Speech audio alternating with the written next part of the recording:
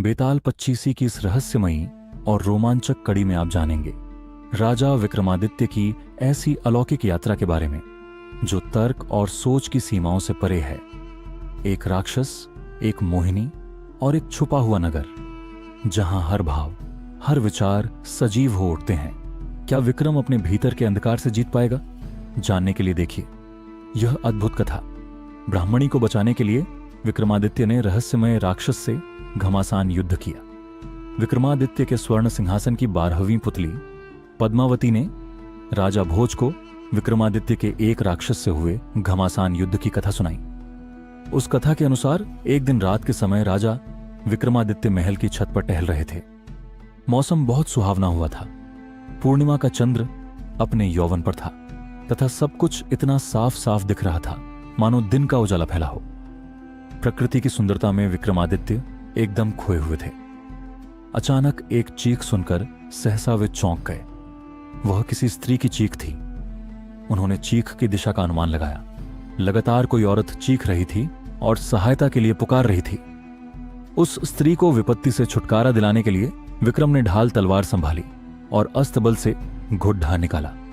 तनिक भी विलंब न करते हुए वे घोड़े पर सवार हो फौरन उस दिशा में चल पड़े जिधर से चीख की आवाज सुनाई पर डर रही थी। कुछ ही समय बाद वे उस स्थान पर पहुंचे भी गए।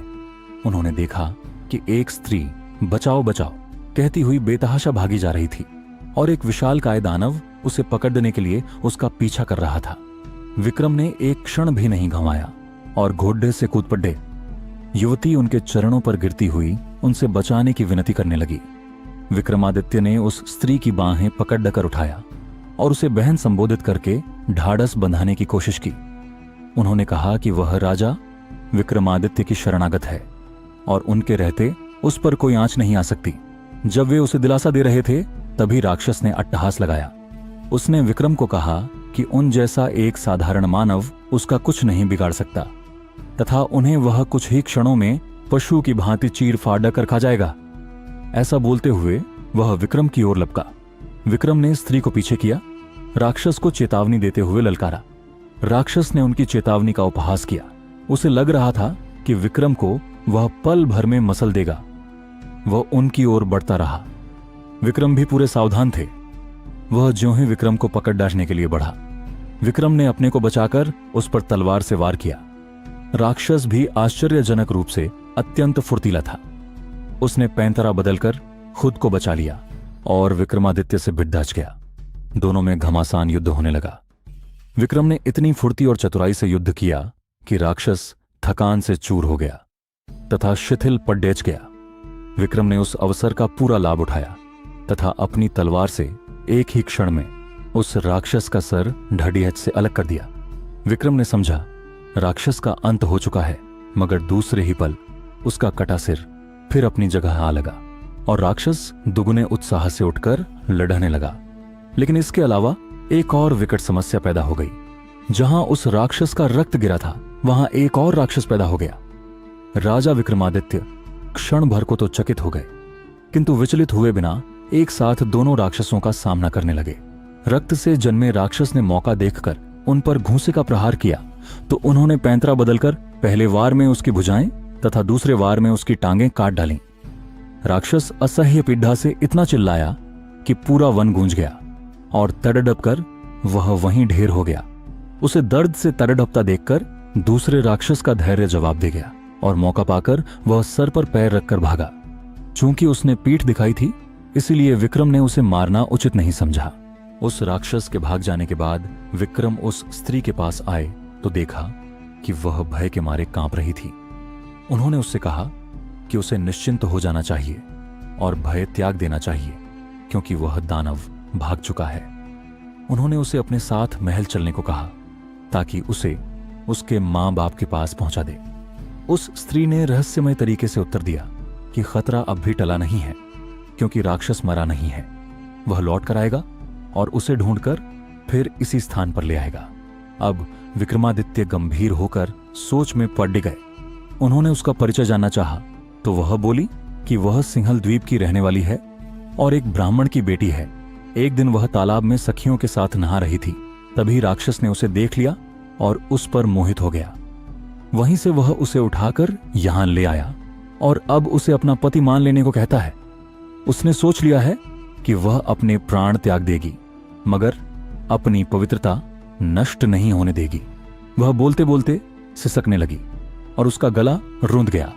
विक्रम ने उसे आश्वासन दिया कि वे राक्षस का वध करके उसकी समस्या का अंत कर देंगे, और इसके साथ ही उन्होंने राक्षस के फिर से जीवित होने का रहस्य पूछा।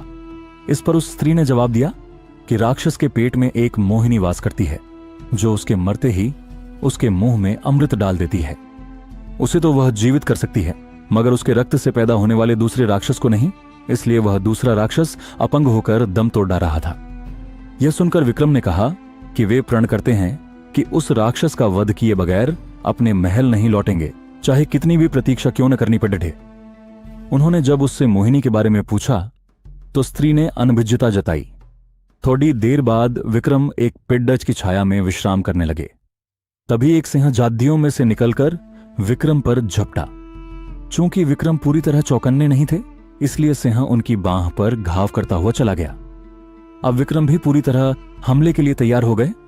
दूसरी बार जब सिंह उनकी ओर झपटा तो उन्होंने उसके पैरों को पकड़ डटकर उसे पूरे जोर से हवा में उछाल दिया। सिंह बहुत दूर जाकर गिरा और क्रुद्ध होकर उसने गर्जना की। दूसरे ही पल सिंह ने भागने वाले राक्षस का रूप धर लिया। अब विक्रम की समझ में आ गया कि उस राक्षस ने छल से उन्हें हराना चाहा था। वे लपक कर राक्षस से भिड़ गए। दोनों में फिर भीषण युद्ध शुरू हो गया। जब राक्षस की सांस लड़ते लड़ते फूलने लगी तो विक्रम ने तलवार उसके पेट में घुसे ददी। राक्षस धरती पर गिरकर दर्द से चीखने लगा। विक्रम ने उसके बाद तलवार से उसका पेट फाड़ दिया। पेट फटते ही उसमें से एक अत्यंत सुंदरी मोहिनी कूदकर बाहर आई और अमृत लाने दौड़ी। विक्रम ने बेतालों का स्मरण किया और उन्हें मोहिनी को पकड़ने का आदेश दिया। अमृत न मिल पाने के कारण राक्षस तड़प कर मर गया। विक्रमादित्य के पूछने पर उस मोहिनी ने अपने बारे में बताया कि वह शिव की गणिका थी, जिसे किसी अपराध के दंड के रूप में राक्षस की सेविका बनना पड़ डढ़ा।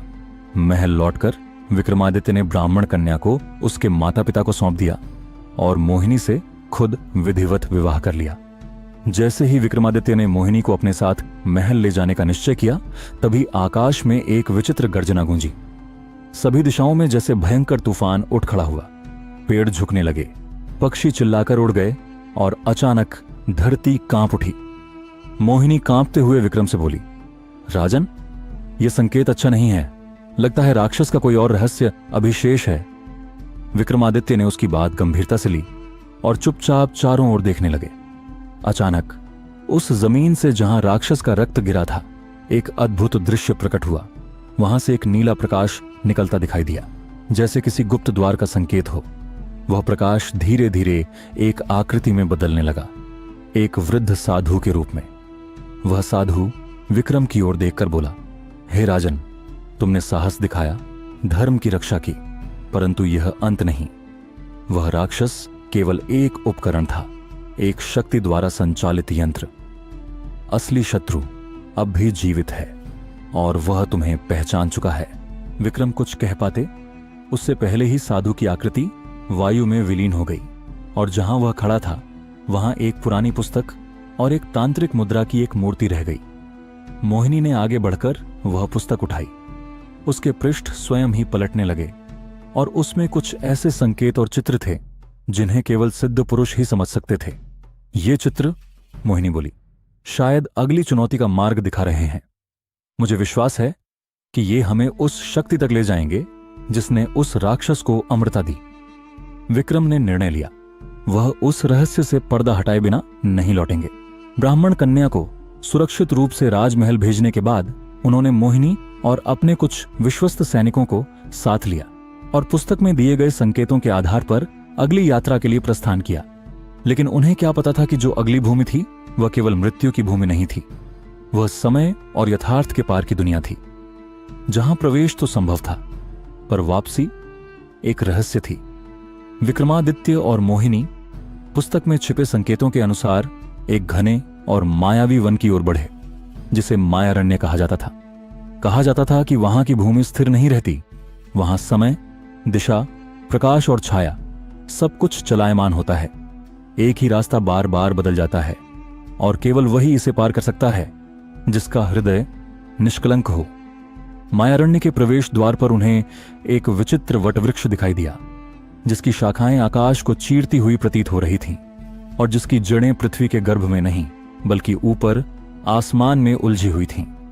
जैसे ही विक्रम ने वृक्ष के पास कदम रखा, वृक्ष बोल उठा, हे राजन, यदि तू सत्य का पथिक है तो उत्तर दे। क्या तू उस शक्ति को नष्ट करेगा या समझेगा? विक्रमादित्य ने बिना हिचक उत्तर दिया, मैं उस शक्ति को पहले समझूंगा, क्योंकि बिना समझे विध्वंस भी अधर्म है। वृक्ष ने अपनी शाखाएं झुका दी और जमीन में एक सीढ़ी प्रकट हुई जो अंधकार में कहीं नीचे जा रही थी। मोहिनी ने हाथ जोड़े और विक्रम के पीछे पीछे वह रहस्यमयी सुरंग में उतर गई। नीचे उतरते ही एक दूसरी ही दुनिया सामने थी, एक स्वर्णिम नगर जो समय के बाहर कहीं ठहरा हुआ था। वहां के लोग मोम जैसे लगते थे, स्थिर, जड़, मानो किसी मंत्र ने उन्हें जकड़ रखा हो। नगर का हर घर, हर गलियारा प्राचीन वैदिक शिल्प से बना हुआ था, पर सब कुछ जैसे निःशब्द और निर्जीव था।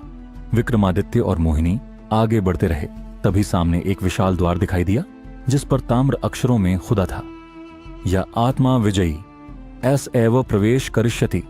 जो आत्मा पर विजय पाता है वही प्रवेश पा सकता है। विक्रम ने आंखें बंद की और ध्यानस्थ हो गए। मोहिनी ने आश्चर्य से देखा कि उनकी देह से तेज निकलने लगा। तभी वह द्वार स्वयं खुल गया और उनके सामने एक विशाल सभागार प्रकट हुआ। वहां एक विशाल सिंहासन पर एक और रहस्यमयी आकृति बैठी थी। उसके चारों ओर अग्नि की दीवार थी और उसके हाथ में एक काले रत्न वाला राजदंड था। उस आकृति ने गूंजती हुई आवाज में कहा, राजा विक्रम, तुमने मेरा सिपाही मारा है, मेरी सेविका को मुक्त किया है। अब क्या तुम उस शक्ति का भी सामना कर सकोगे जिसने राक्षस को अमर बनाया? विक्रम ने तलवार निकाली नहीं, उन्होंने केवल उसकी आंखों में देखा और कहा, तू शक्ति है या छल? मैं सत्य की खोज में हूं, जो सामने आएगा उसका सामना करूंगा। तभी पूरी सभा कांप उठी। दीवारों से अचानक कई छायाएं निकलने लगीं और वो आकृति हंसी। तो चलो विक्रम, अब तुम्हारा अगला युद्ध आरंभ होता है। यह युद्ध केवल शस्त्रों से नहीं, तुम्हारे चित्त से लड़ा जाएगा। विक्रमादित्य के चारों ओर उठती छायाएं धीरे धीरे मानवीय रूप लेने लगीं। पर ये मनुष्य नहीं थे, ये विक्रम के भीतर के ही विचार और भावनाएं थीं। एक छाया ने गूंजती हुई आवाज में कहा, मैं हूं तुम्हारा अभिमान, जिसने हर युद्ध में तुझे विजयी बना दिया, पर कई बार विनम्रता से दूर भी किया। क्या तू मुझे त्यागेगा? विक्रम ने गहरी सांस ली और उत्तर दिया, तू मेरी शक्ति है, लेकिन जब तू मेरे मार्ग का पत्थर बन जाए तब तुझे पीछे छोड़ना होगा। इतना कहते ही वह छाया धुएं में बदल गई। फिर एक और छाया प्रकट हुई। इस बार उसकी आंखों में आंसू थे। मैं हूं वो पछतावा जो हर बार तेरे निर्णयों पर प्रश्न करता है, क्या तू मुझे भी छोड़ देगा?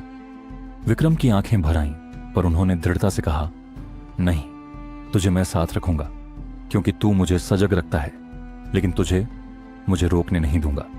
और फिर छायाएं एक के बाद एक आती रहीं। मोह, भय, क्रोध, लोभ, करुणा, प्रेम, दया, आशंका, हर भाव, हर सोच जो कभी विक्रम के मन में रहा हो, एक प्रत्यक्ष रूप में उसके सामने खड़ा था। यह युद्ध तलवारों से नहीं, आत्मा की गहराइयों में हो रहा था। मोहिनी स्तब्ध थी। उसने ऐसा युद्ध कभी न देखा था। उसकी आंखों से आंसू बहने लगे, क्योंकि अब वह स्वयं भी एक छाया बन गई थी। उसकी छवि झिलमिलाने लगी और उसके भीतर से एक और अस्तित्व निकल पड़ा, एक और मोहिनी जिसकी आंखों में क्रोध था। मैं हूं वह मोहिनी, उसने कहा, जो शिव के अपमान से तिलमिलाई थी, जिसने अपने अपमान का बदला लेने को राक्षस का साथ दिया। क्या तू मुझे भी स्वीकारेगा राजन? विक्रम ने उसके सामने आकर अपना हाथ बढ़ाया। यदि तू पश्चाताप के आंसू बहा चुकी है तो तू मेरी संगिनी ही नहीं, मेरी युद्ध सहचरी भी है। यह सुनते ही वह छाया पिघल गई और मोहिनी दोबारा एक स्थिर रूप में आ गई, अब पहले से अधिक तेजस्वी, अधिक शांत। सभागार में सब कुछ थम गया। अग्नि की दीवार शांत हुई और वह रहस्यमयी आकृति अब उठ खड़ी हुई। उसकी परछाई खिंचती चली गई और उसका चेहरा अब विक्रम के समान दिखने लगा। राजा विक्रम, वह बोला, तू वही शक्ति है जिसका सामना करने तू आया था। तुझमें ही वह शत्रु है और तुझमें ही समाधान। यह स्थान, यह नगर, यह सभागार, यह सब तेरे आत्मचेतन का ही विस्तार है। विक्रम कुछ क्षण तक मौन रहे, फिर बोले, यदि यही सत्य है तो मैं इस नगर को साथ लेकर लौटूंगा और हर उस व्यक्ति को उसका सामना करने का अवसर दूंगा जो अपने भीतर के राक्षसों से जूझना चाहता है। यह कहते ही पूरा नगर प्रकाश में बदल गया, जैसे सैकड़ों वर्षों की नींद टूटी हो। मोम जैसे लोग मनुष्यों में बदल गए, हवाएं संगीत में बदल गईं और एक विशाल पुष्प आकाश से गिरा जो स्वयं ब्रह्मा का वरदान प्रतीत होता था। पर यह अंत नहीं था। सभागार की सबसे अंतिम दीवार अब धीरे धीरे खिसक रही थी। वहां एक और द्वार था और उसके ऊपर लिखा था, विचार से परे जो भूमि है वही अंतिम परीक्षा की भूमि है। विक्रम ने मोहिनी की ओर देखा और बिना एक शब्द कहे दोनों ने उस द्वार की ओर कदम बढ़ा दिए। आगे की कहानी जानने के लिए चैनल को सब्सक्राइब करें। धन्यवाद।